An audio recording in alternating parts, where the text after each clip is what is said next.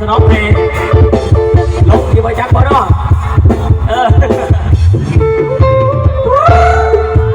เอาเซิร์ฟมาจากบ้านสมเด็จเฮ้ยเป็นของผู้สาวนี่เขาบ่มาลูกเคยเขาล่ำป้าดีพีลา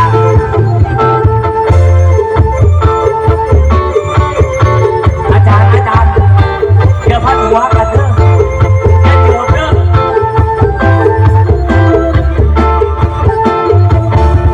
ชักลายว่า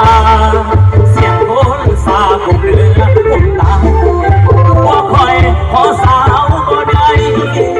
ได้หัวก็เลือเกินเสียใจเต็มทีต้องหน้านี้ตั้งแต่คนคืนก็อยู่ให้พอเดินหน้าอายคนเขาเสียวใส่พอละพ่อแม่เอาเพกระเป๋าเสื้อผ้าอดกันไม่เดินตาอยากฝากนั่งหลอกลายผู้ว่าเจ้าของตอนนี้กำลังกลับมาให้เสียหน้าเท่าแก่หญิงชายที่ขอไปตายหลับหน้าดีกว่าเปิดอะไรเจ้าของมันโดนเดือดสิสอนเอาชู้นะตัวมันจนที่ใครถอนตัวพอลาเดินไล่ลาบนเรือทุกหัวสามีก็ได้เป็นผัวได้นอนหัวไอ้น้อยก็ชักได้ว่าเสียงคนสาดังเปิดหมู่บ้านก็อยู่ให้คนเขายังสู้กันฟันไปหน้าบ่ถอยถือเป็นบทเรียนที่เฮาขอสาวแล้วปล่อยโอ้ข้าเจ็บขาดแท้คอยย้อนขึ้นผู้น้อยถึงบอกได้สาวขอเสียงผู้ใดขอสาวบ่ได้เด้อ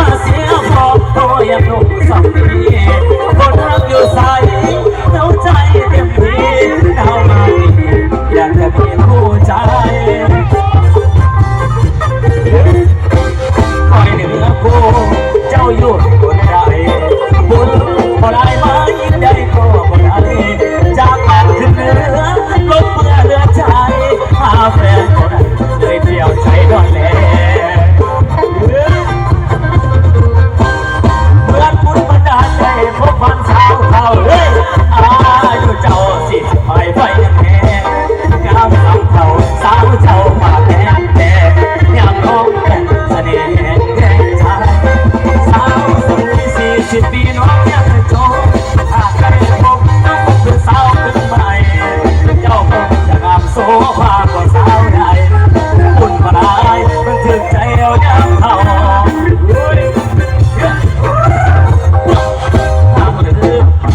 ตัวไอ้ทำไมเอาทางสุดแสนเป็นในเคียงเจ้าตัวสนามน้ำพายเฮาเห็นทางสับเขาเจ้าบ่เบื่อบ่เบื่อออกฟอนที่นอกฟอนเฮ้ยดันซีเสียมากอีกคนนอก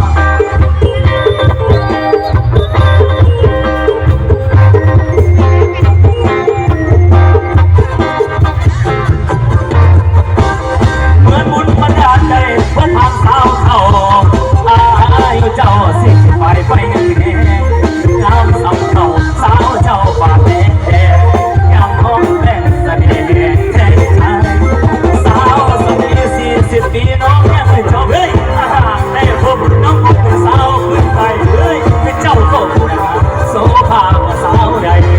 บุญพลายถึงใจเรายามเขาอุ้ยทางเลือมาตัวไอ้ทำไมเรา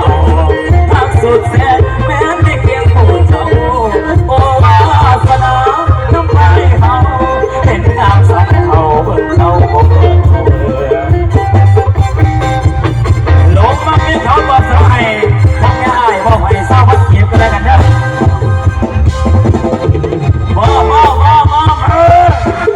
ผู้ใดมักเมียเขาระวังว่าเขาเด้อ